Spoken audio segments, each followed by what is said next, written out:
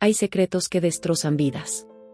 Secretos que corren por las venas de una familia como veneno invisible, envenenando cada recuerdo, cada sonrisa, cada abrazo. Y hay traiciones tan profundas que cuando finalmente salen a la luz, ya no queda nada por salvar. Esta es la historia de una mujer que creyó conocer a las personas que más amaba. Una mujer que construyó su vida sobre cimientos que parecían sólidos, hasta que un día descubrió que todo, absolutamente todo, había sido una mentira desde el principio. Cuando finalmente supo la verdad, cuando las piezas del rompecabezas encajaron con una claridad aterradora, ya era demasiado tarde. Porque el hijo que su hermana criaba no era de un desconocido. Era del hombre que dormía cada noche a su lado. Era de su propio esposo. Y lo peor de todo es que ese niño ya tenía 7 años. 7 años de mentiras. 7 años de traición. 7 años de miradas cómplices que ella nunca supo interpretar. Esta es una historia real, oscura y desgarradora que te hará cuestionar todo lo que crees saber sobre las personas más cercanas a ti. Porque a veces, los monstruos no se esconden bajo la cama. Duermen a tu lado. María tenía 38 años cuando su mundo se derrumbó. Pero para entender la magnitud de su caída, primero hay que conocer la altura desde la que cayó. Creció en una familia tradicional de clase media en Monterrey, México. Su padre era contador, su madre ama de casa, y tenía una hermana menor llamada Sofía. Solo 2 años la separaban, pero parecían vivir en mundos completamente distintos. María siempre fue la responsable. La que estudiaba hasta tarde, la que ayudaba en casa sin que se lo pidieran, la que nunca causaba problemas. Se graduó de la universidad con honores en administración de empresas, consiguió un buen trabajo en una firma de consultoría, y poco después conoció a Daniel. Daniel era todo lo que María había soñado. Arquitecto, ambicioso, con esa sonrisa que iluminaba cualquier habitación. Se conocieron en una boda común, y desde el primer momento hubo química. Él era atento, romántico, y le hacía sentir que era la única mujer en el mundo. Se casaron 2 años después, en una ceremonia íntima pero hermosa. María recuerda ese día como el más feliz de su vida. Recuerda cómo Daniel la miraba al final del pasillo, con lágrimas en los ojos. Recuerda el vestido blanco, las flores, la promesa de amarse para siempre. Lo que María no recuerda, porque no lo sabía, es que su hermana Sofía también lloraba ese día. Pero no de felicidad. Sofía siempre había sido la rebelde de la familia. La que dejó la universidad a mitad de carrera, la que salía de fiesta hasta el amanecer, la que cambiaba de trabajo y de pareja con la misma facilidad con la que otros cambian de ropa. Sus padres se preocupaban constantemente por ella, comparándola siempre con María, la hija perfecta. Esta comparación constante creó una brecha entre las hermanas. No era odio, no exactamente. Era algo más complejo. Sofía admiraba a María, pero también la envidiaba. Y esa envidia, como todas las envidias no reconocidas, se convirtió en algo venenoso. Después de la boda, María y Daniel se mudaron a un departamento moderno en San Pedro. Era pequeño pero acogedor, con grandes ventanas que dejaban entrar la luz del sol. María decoró cada rincón con amor, imaginando el futuro que construirían juntos. Imaginando, quizás, a los hijos que algún día llenarían esas habitaciones de risa. Los primeros años fueron perfectos. O al menos, eso creía María. Daniel prosperaba en su trabajo, ella ascendió a gerente en su empresa, y los fines de semana los pasaban explorando la ciudad, cocinando juntos, haciendo planes para el futuro. Sofía visitaba ocasionalmente. A veces llegaba sin avisar, con esa energía caótica que la caracterizaba. Daniel siempre la recibía con amabilidad, incluso cuando María se molestaba por las visitas imprevistas. «Es tu hermana», le decía. «Familia es familia». María interpretaba esa generosidad como bondad. Como otra prueba de que había elegido al hombre correcto. No veía las miradas que se cruzaban cuando ella salía de la habitación. No notaba cómo las visitas de Sofía siempre parecían coincidir con los días en que Daniel trabajaba desde casa. No percibía la tensión en el aire, ese algo indefinible que hace que la piel se erice sin razón aparente. Porque María confiaba. Confiaba en su esposo y confiaba en su hermana. Y esa confianza, esa certeza absoluta de que las personas que amas nunca te traicionarían, fue su mayor error. Pasaron 3 años desde la boda. 3 años en los que María y Daniel intentaron tener hijos sin éxito. Las pruebas médicas no mostraban ningún problema concreto, solo el diagnóstico ambiguo de infertilidad inexplicada. María lloraba cada mes cuando llegaba su periodo, sintiendo que su cuerpo la estaba traicionando, que estaba fallando en algo fundamental. Daniel la consolaba, le decía que no importaba, que tenían tiempo. Pero María notaba algo en sus ojos. Una distancia. Una ausencia que no sabía cómo interpretar. Lo que María no sabía es que en ese mismo periodo, su hermana Sofía quedó embarazada. El anuncio llegó una tarde de domingo, durante una comida familiar en casa de sus padres. Sofía había estado extrañamente callada durante semanas. Había cancelado planes, no respondía mensajes con la rapidez habitual, y cuando finalmente apareció en la casa familiar, María notó que había subido de peso. Pensó que quizás su hermana estaba pasando por una mala racha, quizás deprimida. Nunca imaginó la verdad. «Estoy embarazada», anunció Sofía, con una voz que intentaba sonar alegre pero que temblaba ligeramente. El silencio que siguió fue denso, incómodo. Su madre se llevó las manos a la boca. Su padre dejó los cubiertos sobre la mesa con un ruido metálico que resonó en el comedor. ¿Y el padre?, preguntó su madre finalmente, con esa mezcla de preocupación y decepción que Sofía conocía tan bien. «No está en el panorama», respondió Sofía, mirando su plato. «Fue algo casual. Él no quiere saber nada del bebé. Voy a criarlo sola». María sintió una punzada de dolor en el pecho. Allí estaba ella, intentando desesperadamente quedar embarazada, visitando especialistas, tomando vitaminas, monitoreando ciclos, y su hermana, la irresponsable, la que nunca planeaba nada, estaba embarazada de un encuentro casual. La injusticia de la situación le quemaba como ácido. Pero María era, ante todo, buena persona. Así que tragó su dolor, cruzó la mesa y abrazó a su hermana. «Felicidades», le dijo, aunque las palabras le raspaban la garganta.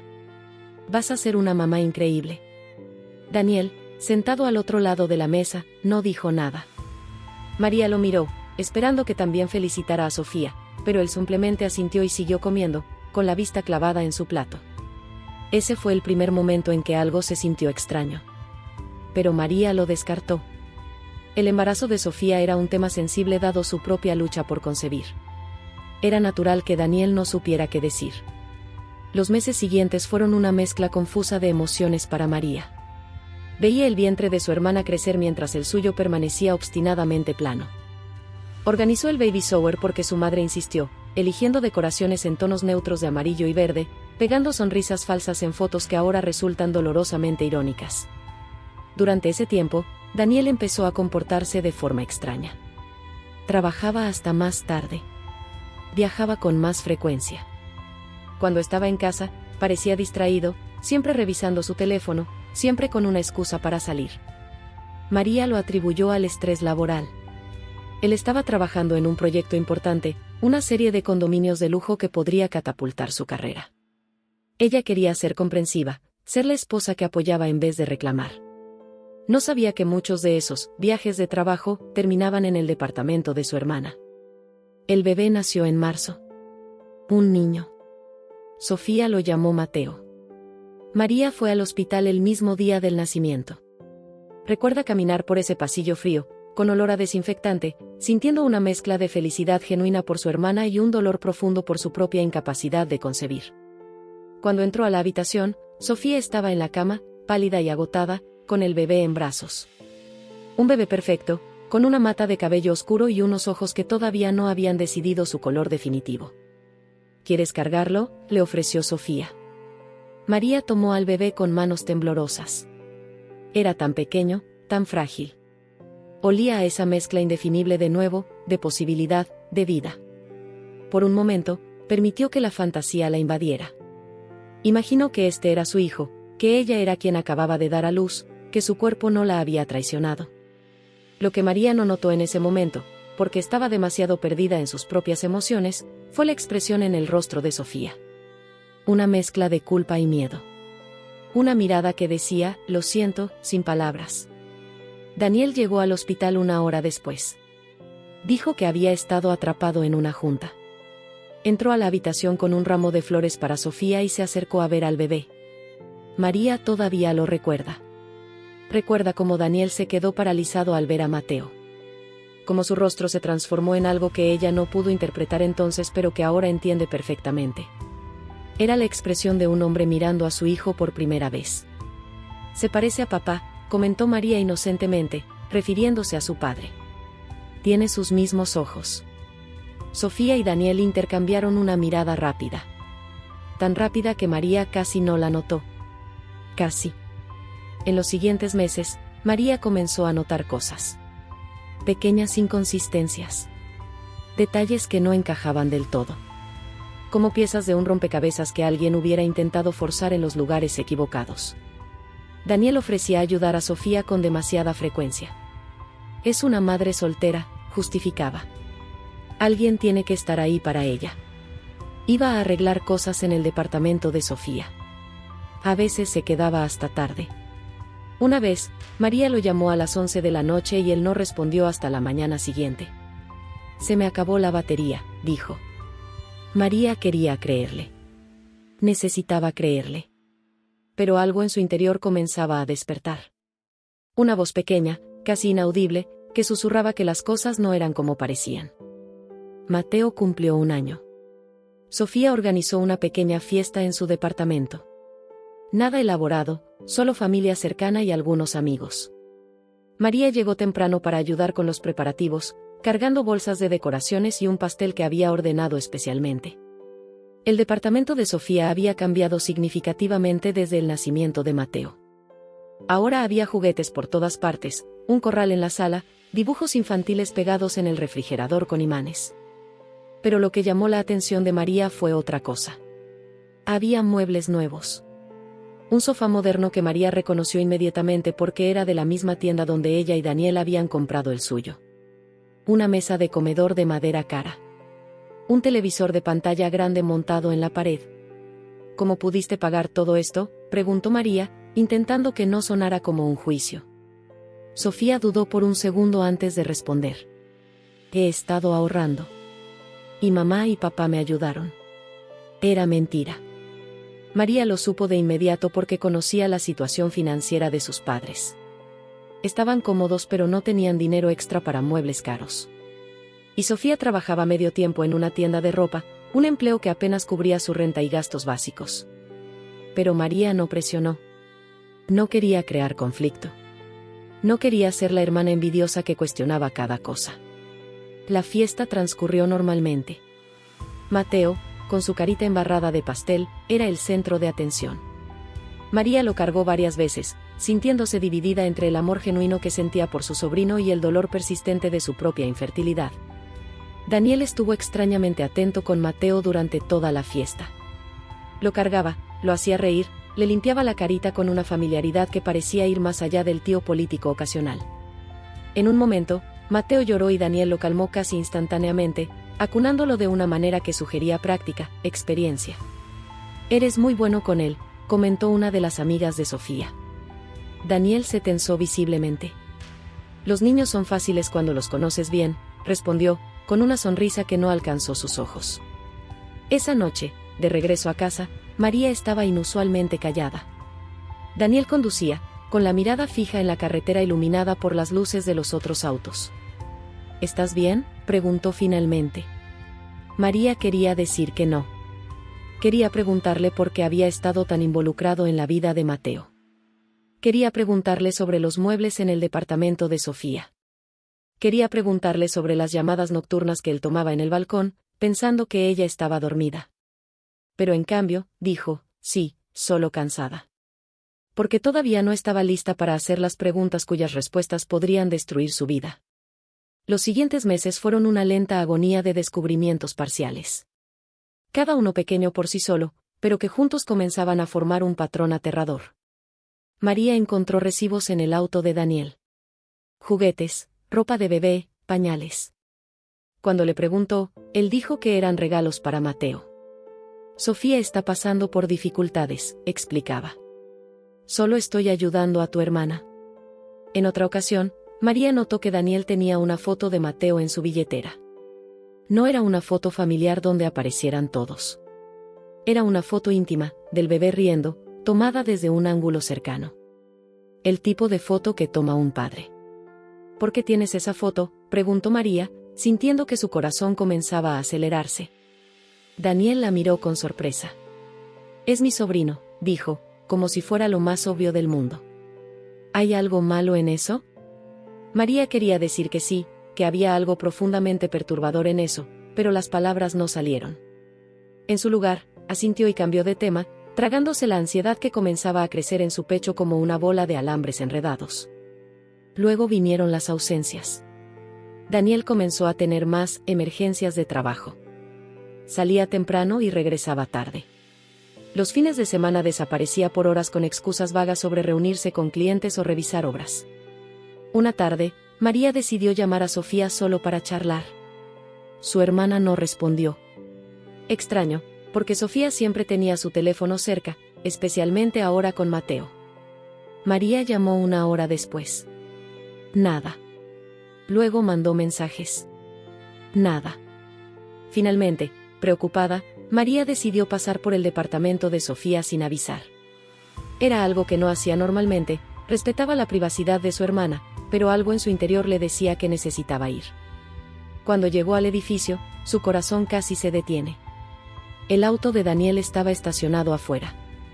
María se quedó paralizada en la acera, mirando ese auto familiar como si fuera un objeto alienígena. Su mente intentaba encontrar explicaciones lógicas. Quizás Daniel estaba ayudando a Sofía con algo. Quizás había una emergencia. Quizás. Pero todas las explicaciones sonaban huecas incluso antes de terminar de formularlas. María subió las escaleras hacia el departamento de Sofía. Sus piernas se sentían pesadas, como si estuviera caminando a través de agua. Cada paso resonaba en sus oídos, mezclado con el latido atronador de su corazón. Cuando llegó a la puerta, levantó la mano para tocar. Pero se detuvo. Porque podía escuchar voces del otro lado. La voz de Sofía. La voz de Daniel. Y entre ellas, las risas de Mateo. No parecía una emergencia. Parecía una familia. María se quedó allí, con la mano suspendida en el aire, incapaz de tocar, incapaz de marcharse. Escuchó a Daniel decir algo que no pudo distinguir. Escuchó la risa de Sofía. Escuchó a Mateo gritar, papá, con esa forma en que los niños pequeños apenas pueden formar las palabras. El mundo de María se inclinó en ese momento. Todo se volvió borroso, sus piernas casi cedieron, tuvo que apoyarse contra la pared para no caer. Mateo había dicho, papá. María bajó las escaleras en silencio. No tocó la puerta. No confrontó a nadie. Simplemente se fue, caminando como sonámbula hacia su auto, condujo a casa, y se sentó en el sofá de su sala, mirando la pared. Esa noche, cuando Daniel llegó, María no dijo nada. Él besó su frente, preguntó qué quería para cenar, actuó como si nada hubiera pasado. Y María siguió sin decir nada. Porque todavía se aferraba a la esperanza de que estaba equivocada. Que había una explicación. Que el mundo en el que había vivido los últimos años no era una mentira completa. Pero en el fondo, ya lo sabía. Su cuerpo lo sabía. Cada fibra de su ser lo sabía. Lo que María no sabía todavía era que el secreto era mucho más grande de lo que imaginaba. Porque no se trataba solo de Daniel y Sofía. Se trataba de años de engaños. De una red de mentiras tan cuidadosamente tejida que incluso sus propios padres habían sido cómplices, quizás sin darse cuenta completa, de mantener la farsa. Y lo más oscuro de todo, ella había estado presente en cada momento clave. En la concepción. En el embarazo. En el nacimiento. En cada cumpleaños y cada paso del desarrollo de ese niño. Había sido espectadora de su propia traición sin siquiera saberlo. Mateo cumplió 2 años. Luego 3. Luego 4. Y con cada año que pasaba, María se sentía más perdida en un laberinto de dudas y medias verdades. Ella y Daniel habían dejado de intentar tener hijos. O más precisamente, Daniel había dejado de intentar. Se alejaba cuando María iniciaba intimidad. Siempre estaba cansado, estresado, con dolor de cabeza. La brecha entre ellos se ensanchaba como un cañón. María comenzó a ver a una terapeuta. Le habló de su matrimonio en crisis, de sus problemas de fertilidad, del sentimiento de que su vida no había salido como la planeó. Pero no le habló de sus sospechas sobre Daniel y Sofía. porque verbalizarlas las haría reales, y María todavía no estaba lista para enfrentar esa realidad. Sofía, por su parte, parecía más feliz que nunca. Había dejado su trabajo en la tienda y de alguna manera podía permitirse quedarse en casa con Mateo. Cuando María preguntaba sobre dinero, Sofía era vaga. Estoy haciendo trabajos freelance, decía. Diseño gráfico, cosas por internet. Pero María nunca vio ninguna evidencia de estos trabajos. Nunca vio a Sofía frente a una computadora diseñando nada. El punto de quiebre llegó cuando Mateo tenía 5 años y medio. Fue un sábado por la tarde. María estaba en el centro comercial comprando algunas cosas cuando decidió entrar a una cafetería a tomar algo. Y allí, sentados en una mesa junto a la ventana, estaban Daniel, Sofía y Mateo. No estaban haciendo nada extraordinario. Solo comían helado. Sofía limpiaba la cara de Mateo. Daniel reía de algo que el niño había dicho. Parecían una familia. María se escondió detrás de una columna, observándolos como si estuviera viendo una escena en una película. Estudió la dinámica entre ellos. La forma en que Sofía tocaba el brazo de Daniel casualmente. La forma en que Daniel acomodaba el cabello de Mateo. La forma en que los tres existían juntos en una burbuja de intimidad que la excluía completamente. Y entonces sucedió algo que congeló la sangre de María. Mateo derramó su helado. Comenzó a llorar. Y Daniel lo levantó, lo sentó en su regazo, y lo consoló con una ternura que María reconoció. Porque era la misma ternura que Daniel solía mostrarle a ella, hacía muchos años, cuando su relación todavía era real. No pasa nada, campeón, escuchó María que Daniel decía. Papá te compra a otro. Papá. No, tío Daniel. No, Daniel. Papá. Y ni Sofía ni Daniel corrigieron al niño. María salió de la cafetería caminando hacia atrás, como si estuviera huyendo de una escena de crimen. Su respiración era errática. Las manos le temblaban. El mundo a su alrededor se había vuelto borroso y distante. Condujo a casa en piloto automático. No recuerda el viaje. Solo recuerda estar sentada en el estacionamiento de su edificio, aferrando el volante con tanta fuerza que los nudillos se le pusieron blancos. Ya no podía ignorarlo. Ya no podía pretender que no estaba pasando nada.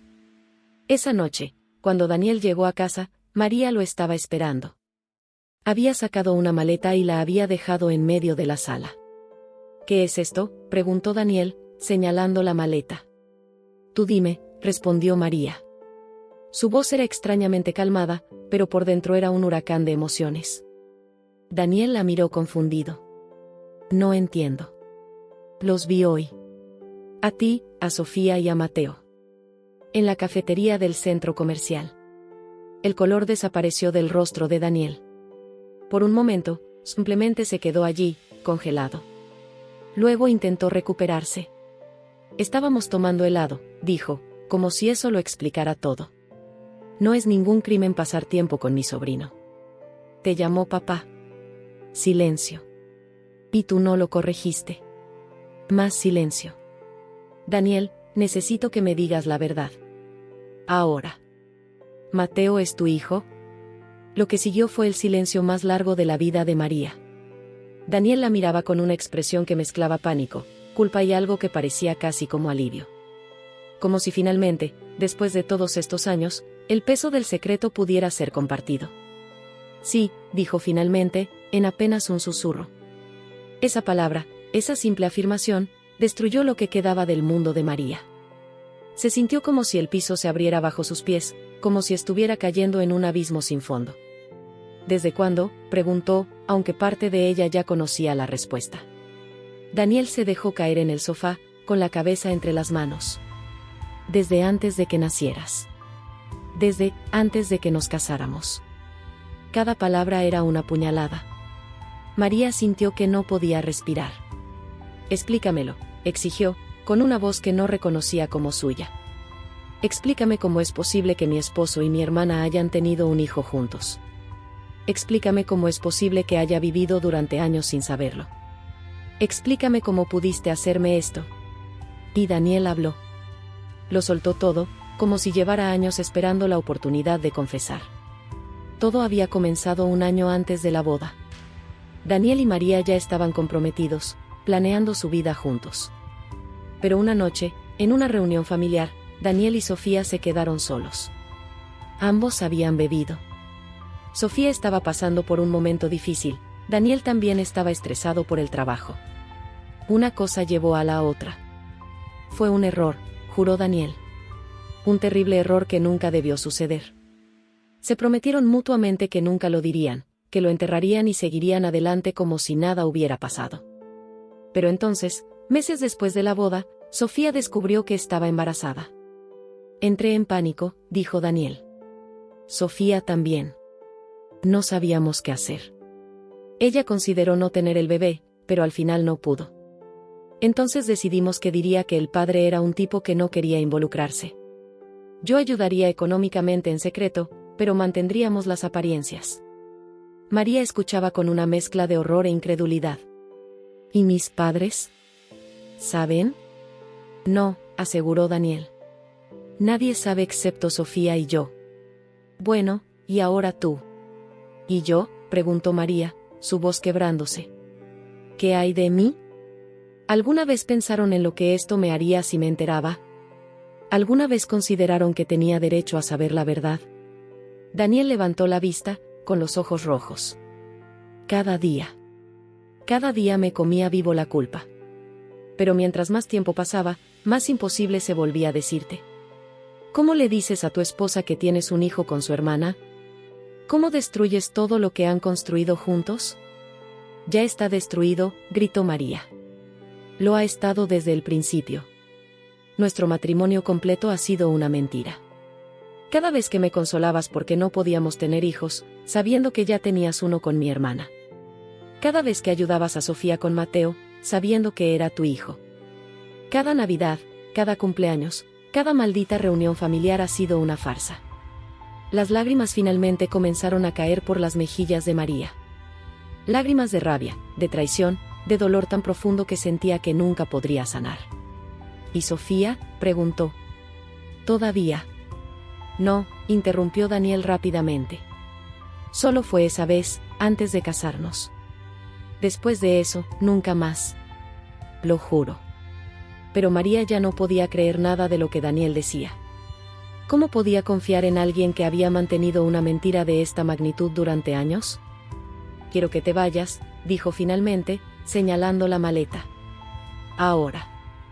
María, por favor, podemos hablar de esto, podemos ir a terapia, podemos. Vete. Pero la revelación no había terminado. Porque al día siguiente, cuando María finalmente reunió el coraje para confrontar a Sofía, descubriría que la traición era incluso más profunda de lo que imaginaba. Que había detalles oscuros que Daniel había omitido. Detalles que cambiarían todo lo que María creía saber sobre su familia y sobre sí misma. Daniel se fue esa noche. María escuchó la puerta cerrarse y luego el silencio más absoluto que había experimentado en su vida. Un silencio que no era paz, sino vacío. El tipo de silencio que queda después de una explosión. No durmió. Pasó la noche entera sentada en el sofá, con la mirada perdida en la oscuridad, reproduciendo cada momento de los últimos 6 años en su mente. Cada detalle que había ignorado. Cada señal que había descartado. Cada instancia en la que había elegido la ceguera voluntaria sobre la verdad dolorosa. Cuando amaneció, María sabía lo que tenía que hacer. Condujo hasta el departamento de Sofía sin llamar antes. Eran las 7 de la mañana. Demasiado temprano para visitas, pero a María ya no le importaban las convenciones sociales. Su hermana había destruido su vida. Lo menos que merecía era una confrontación cara a cara. Sofía abrió la puerta en pijama, con Mateo aferrado a su pierna. Cuando vio a María, su rostro se transformó. Supo de inmediato por qué estaba allí. María, ¿yo? No, la interrumpió María, entrando al departamento sin ser invitada. No quiero escuchar excusas. Quiero escuchar la verdad. Toda la verdad. Sofía miró a Mateo, quien las observaba con curiosidad infantil. Mateo, cariño, ve a tu cuarto a jugar, ¿sí? Mamá necesita hablar con tía María. El niño obedeció, arrastrando un dinosaurio de juguete.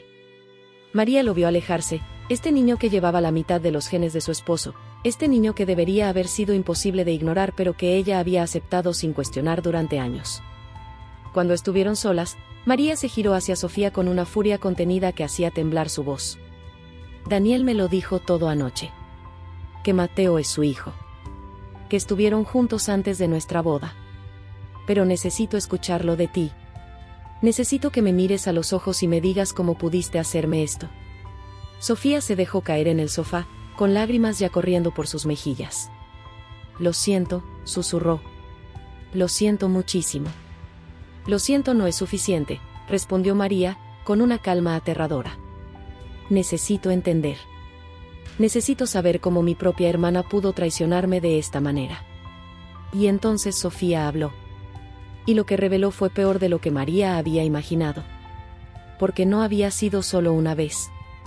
La noche antes de la boda de María y Daniel, mientras María estaba en casa de sus padres preparándose para el día más importante de su vida, Daniel y Sofía habían estado juntos de nuevo. Una última vez, se habían dicho mutuamente, sabiendo que era una mentira incluso mientras lo decían. Y después de la boda, las cosas continuaron. No era constante. No era una relación formal. Eran encuentros esporádicos, impulsados por una mezcla tóxica de culpa, deseo y la emoción prohibida de lo secreto. Traté de detenerlo, sollozaba Sofía. Muchas veces. Pero cada vez que lo intentaba, algo pasaba. Daniel aparecía, o yo me sentía sola, o te gustaba destruir mi matrimonio, la interrumpió María, con veneno en cada palabra. ¿Te gustaba tener algo que era mío? Sofía levantó la vista, y en sus ojos María vio algo que la hizo retroceder. No era solo culpa. Era resentimiento. ¿Sabes qué se siente?, preguntó Sofía, con una voz repentinamente dura. ¿Sabes qué se siente vivir siempre bajo tu sombra? María la perfecta. María la inteligente. María la que hace todo bien. Mientras yo era el desastre, la decepción, la que nunca podía hacer nada correcto. Así que destruiste mi vida por celos, dijo María, incrédula. ¿Esa es tu justificación? No estoy justificando nada, respondió Sofía, limpiándose las lágrimas con rabia. Sé que lo que hice está mal.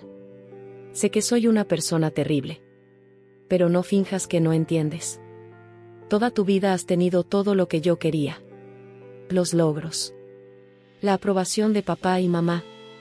Y cuando apareció Daniel, era la primera vez que alguien me miraba a mí de la forma en que todos siempre te miraban a ti. Entonces me lo quitaste. María apenas podía pronunciar las palabras. Sabiendo que lo amaba. Sabiendo que íbamos a casarnos. Me lo quitaste. No fue así, insistió Sofía. Al principio fue un accidente. Pero luego me enamoré de él. Y cuando quedé embarazada, pensé que quizás era el destino. Que quizás Mateo era la señal de que Daniel y yo estábamos destinados a estar juntos. María sintió que iba a vomitar. ¿Y Daniel? ¿Él también estaba enamorado de ti? Sofía dudó. No lo sé. Dice que me quiere pero que te ama a ti. Que lo nuestro es complicado pero que su compromiso es contigo. Que noble de su parte, escupió María con sarcasmo. Mantener su compromiso conmigo mientras tenía un hijo y una vida paralela contigo. Nunca fue una vida paralela, protestó Sofía. Nunca vivimos juntos. Nunca fuimos una pareja real. Solo nos veíamos. Y él ayudaba con Mateo porque es su padre. Y yo era la idiota que pagaba la casa donde mi esposo vivía mientras él mantenía a su otro hijo. María se rió sin humor. Dios, soy tan estúpida. ¿Cómo no lo vi? ¿Cómo no noté que mi esposo y mi hermana me estaban engañando frente a mis narices durante años? Porque no querías verlo, dijo Sofía en voz baja. Hubo señales. Muchas. Pero elegiste ignorarlas porque enfrentarlas significaba perderlo todo. María supo que Sofía tenía razón, y eso solo le enfureció más. ¿Mamá y papá saben?, preguntó. No, Sofía negó con la cabeza. Nunca se los dijimos. Aunque, creo que mamá sospecha algo. Las madres siempre saben, ¿no? Pero nunca ha preguntado directamente, y yo nunca he confirmado nada. María pensó en sus padres. En cómo esto los destrozaría. en cómo la familia que había conocido toda su vida se desintegraría cuando la verdad finalmente saliera a la luz. ¿Y Mateo?, preguntó María, mirando hacia el pasillo donde el niño estaba jugando. ¿Cuándo planeaban decirle la verdad? No lo sé, admitió Sofía. Hemos hablado de ello. Daniel quiere esperar hasta que sea mayor. Hasta que pueda entenderlo. ¿Entender qué? Que su padre está casado con su tía. Que su existencia es producto de una traición. María sintió una oleada de compasión por el niño inocente que no había pedido nacer en esta situación. Ese pobre niño va a crecer en una mentira, igual que yo viví mi matrimonio en una mentira. Sofía se cubrió el rostro con las manos. No sé qué quieres que diga. No sé cómo arreglar esto. No puedes arreglarlo, declaró María. Lo que hicieron es imperdonable. Rompiste nuestra familia. Destruiste mi matrimonio. Me robaste años de mi vida basados en una mentira. ¿Qué vas a hacer?, preguntó Sofía, con miedo en su voz. María la miró por un largo momento. Esta mujer que había sido su hermana pequeña. A quien había cuidado. A quien había defendido cuando sus padres eran demasiado duros con ella. Esta persona en quien había confiado toda su vida. Me voy a divorciar de Daniel, dijo finalmente. Y en cuanto a ti, no sé si algún día pueda perdonarte. Pero sé que no puedo tenerte en mi vida. No puedo mirar a Mateo y no ver la traición. No puedo estar en la misma habitación que tú sin sentir que me ahogo. Por favor, suplicó Sofía. Eres mi hermana. No puedo perderte también. Deberías haber pensado en eso antes de acostarte con mi esposo, respondió María, caminando hacia la puerta. María, espera. Pero María ya no escuchaba. Salió del departamento, bajó las escaleras, entró a su auto. Y allí, finalmente, se derrumbó. Lloró con una intensidad que le dolía físicamente, golpeando el volante, gritando hasta que se le fue la voz. Los días siguientes fueron un torbellino. María contrató a un abogado. Comenzó los trámites de divorcio. Daniel intentó hablar con ella múltiples veces, pero María se negaba a verlo. Todo lo que tenían que decirse podía decirse a través de abogados. La parte más difícil fue decirles a sus padres. Lo citó en una cafetería neutral. No podía hacerlo en su casa, donde cada objeto le recordaba a Daniel. Tampoco podía hacerlo en la casa de ellos, donde Sofía podría aparecer. Cuando les contó la verdad, vio cómo sus rostros pasaban por cada emoción posible. Shock. Negación. Rabia. Dolor. Su padre se quedó en silencio, procesando la información con su característica lentitud metódica. Su madre lloró. ¿Cómo es posible?, seguía repitiendo su madre. ¿Cómo es posible que no lo supiera? Soy su madre. Debería haberlo sabido. No es tu culpa, le aseguró María, aunque parte de ella se preguntaba si su madre realmente no había sospechado nada. Si todos habían elegido la ignorancia porque la verdad era demasiado terrible de enfrentar. Su padre finalmente habló. Ese hombre no vuelve a poner un pie en esta familia, declaró, con una voz llena de una rabia fría que María nunca había escuchado antes. Y en cuanto a Sofía, se detuvo, incapaz de terminar la frase. Porque, ¿qué dices cuando tu propia hija comete una traición de esta magnitud? ¿Y Mateo?, preguntó su madre en voz baja. El niño es inocente en todo esto. Lo sé, respondió María. Pero no puedo estar cerca de él. Al menos no ahora. Quizás algún día, pero no ahora. Su madre asintió con comprensión, aunque María podía ver el conflicto en sus ojos. Porque Mateo era su nieto. Y descubrir que era también su nieto por otro lado, que su yerno era su padre, era una verdad retorcida que ninguna abuela debería tener que procesar. La noticia se extendió por la familia como fuego en papel seco. Tíos, primos, amigos cercanos. Todos se enteraron. Las tomas de posición fueron inmediatas y divididas. Algunos culpaban más a Daniel. Otros a Sofía. Algunos pocos, incomprensiblemente, sugerían que María debía perdonar, que la familia era lo más importante. Pero María no podía perdonar. No todavía. Quizás nunca. Pasó un año desde que María descubrió la verdad. El divorcio se finalizó después de 8 meses de negociaciones tensas. María no quiso nada de Daniel excepto lo que legalmente le correspondía. No quería su dinero manchado con traición. Solo quería liberarse. Daniel intentó luchar por el matrimonio durante un tiempo. Enviaba mensajes. Dejaba cartas en el buzón de María. Una vez incluso apareció fuera de su trabajo, rogándole que le diera otra oportunidad. Podemos superar esto, le había dicho. Con terapia, con tiempo, podemos reconstruir. Pero María había aprendido algo fundamental: no se puede reconstruir sobre cimientos podridos. Y su matrimonio había estado podrido desde el principio, desde antes de que siquiera comenzara, manchado por un secreto que nunca debió existir. Daniel eventualmente se mudó a otra ciudad. Monterrey se había vuelto demasiado pequeño, las miradas de juicio demasiado constantes. María escuchó por terceros que visitaba a Mateo regularmente, que finalmente podía ser padre abiertamente, aunque la verdad completa aún no se la habían dicho al niño. Sofía también se mudó, aunque no tan lejos. Se fue a un pueblo cercano donde nadie conocía la historia. Donde podía empezar de nuevo sin el peso de las miradas de reprobación. María escuchó que había comenzado una relación con alguien nuevo, alguien que supuestamente sabía toda la verdad sobre Mateo y la aceptaba de todos modos. María no sabía si eso era cierto y descubrió que ya no le importaba.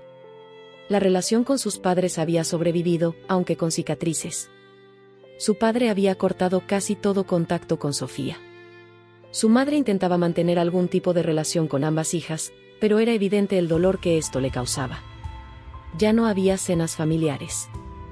Ya no había celebraciones donde todos estuvieran presentes. La familia se había fracturado en pedazos que nunca volverían a encajar de la misma manera. María pasó los primeros meses después de la revelación en una oscuridad profunda. Hubo días en los que no podía levantarse de la cama.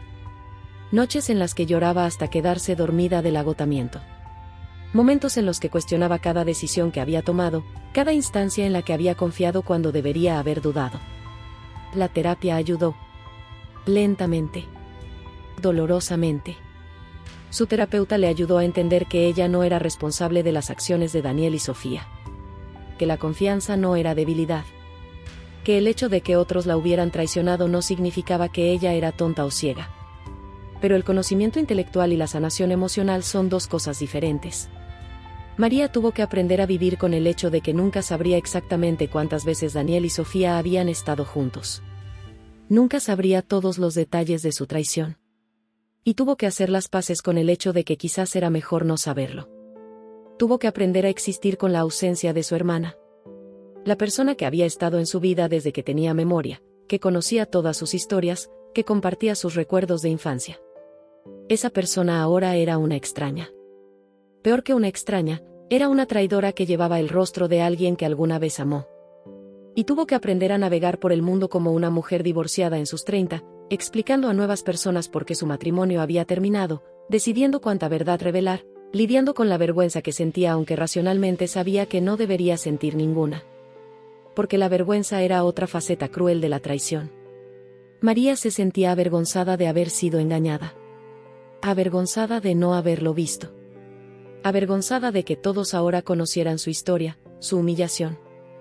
Pero con el tiempo, la vergüenza comenzó a transformarse en algo diferente. En rabia primero. Una rabia limpia y purificadora que la impulsaba a reconstruir su vida. A demostrar que era más que la mujer que había sido engañada. María se lanzó a su trabajo con una intensidad nueva. Aceptó proyectos desafiantes. Viajó por el país para conferencias y reuniones. Se compró un departamento nuevo, en un edificio moderno en un barrio que no compartía historia con Daniel. Decoró cada centímetro exactamente como ella quería, sin compromiso, sin consultar a nadie. Comenzó a salir de nuevo, aunque las citas eran complicadas. Había llevado un trauma a estas nuevas relaciones, una desconfianza fundamental que era difícil de ocultar. ¿Cómo confías en alguien nuevo cuando las personas más cercanas a ti te traicionaron de la manera más fundamental? Tuvo algunas relaciones breves. Ninguna llegó a nada serio. María todavía estaba aprendiendo quién era fuera del contexto de su matrimonio, fuera del rol de la hermana buena, fuera de todas las identidades que había usado como máscaras durante tanto tiempo. En el aniversario del descubrimiento, María hizo algo que no había hecho en un año, condujo hasta la cafetería donde había visto a Daniel, Sofía y Mateo juntos. Se sentó en la misma mesa donde ellos habían estado, ordenó un café y se permitió sentir todo.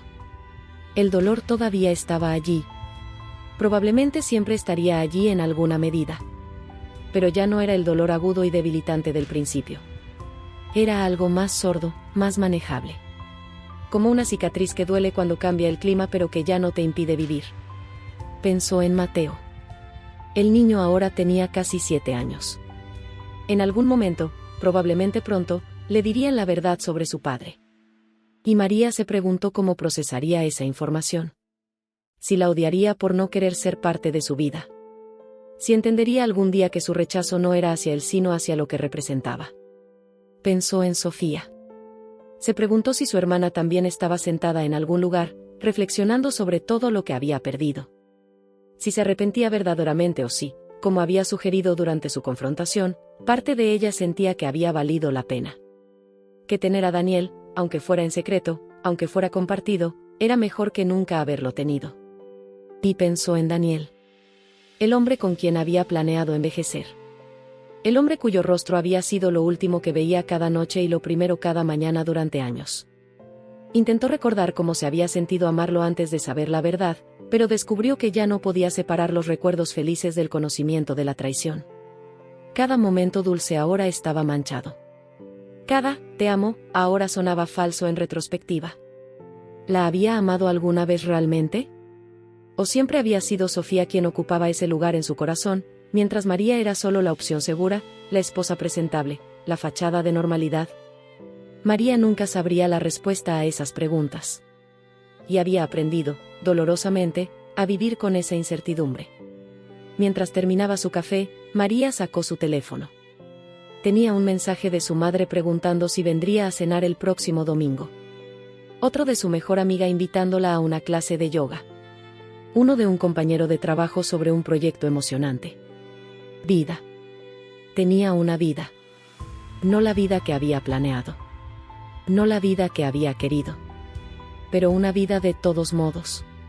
Respondió los mensajes. Terminó su café. Y se fue. Porque eso era lo que hacías después de que tu mundo se derrumbaba.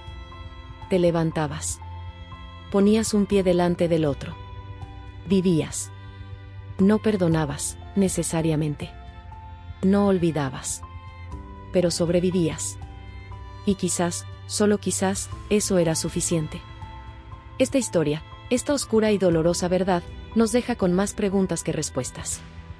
¿Qué impulsa a las personas a traicionar a quienes más aman? ¿Es la debilidad? ¿Es el egoísmo? ¿O es algo más complejo, más humano, más aterrador porque podría pasarle a cualquiera?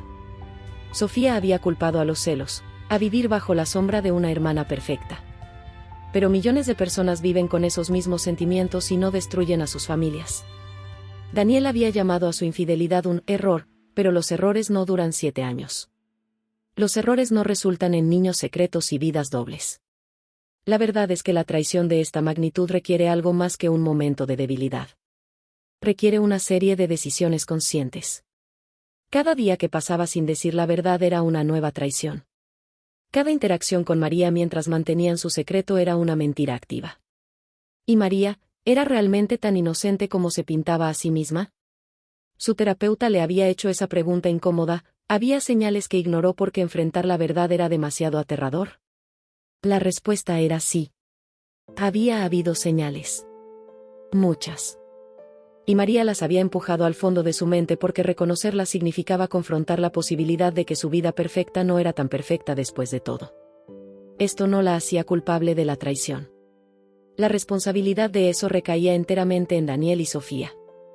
Pero le enseñó algo importante, que a veces somos cómplices de nuestros propios engaños. Que el autoengaño puede ser tan dañino como el engaño de otros. La historia de María es un recordatorio oscuro de que las personas que creemos conocer mejor quizás son las que más secretos guardan. Que la familiaridad no es lo mismo que la honestidad.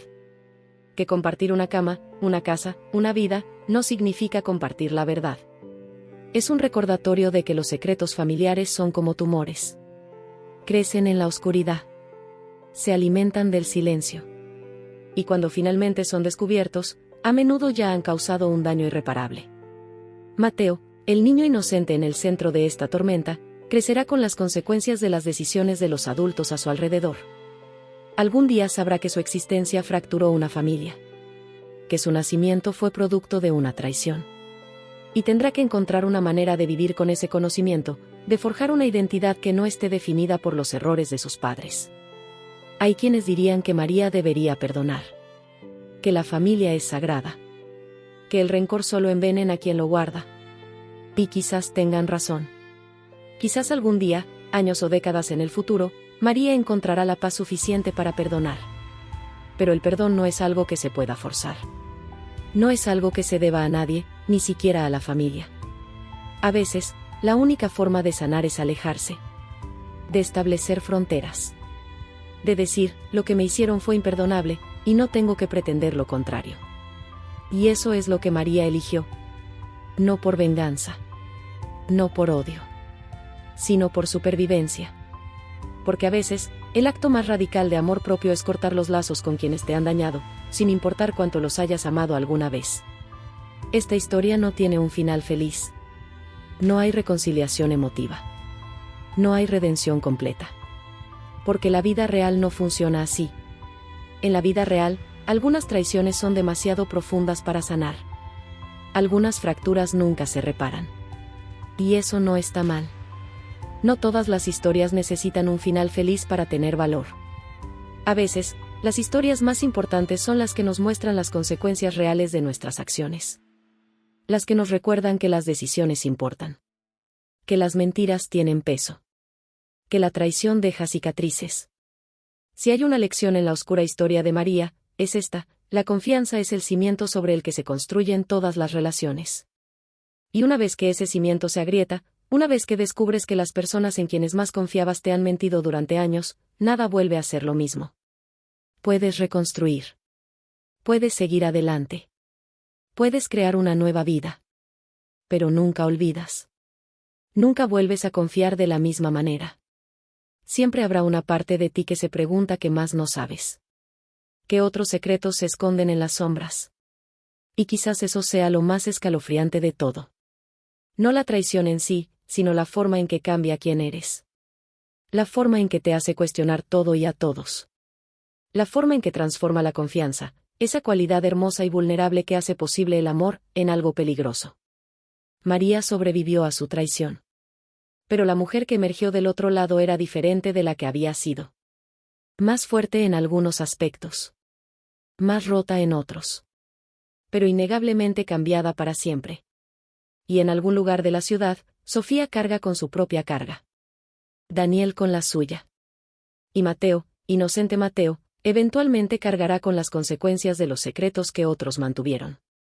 Porque los secretos nunca mueren realmente. Solo se pudren. Y el olor de esa podredumbre eventualmente permea todo. Esta es la verdad oscura que nadie quiere enfrentar, que las personas que amas son capaces de herirte de maneras que ni siquiera puedes imaginar. Que la traición más profunda siempre viene de adentro. Y que a veces, descubrir la verdad es peor que vivir en la mentira. Pero aún así, hay que descubrirla. Porque vivir en una mentira, por cómoda que sea, no es vivir en absoluto. Es solo existir en una ilusión. Y cuando esa ilusión se rompe, como eventualmente siempre se rompe, lo único que queda es la fría y dura verdad. Y la verdad, aunque duela, aunque destruya, aunque cambie todo, al menos es real.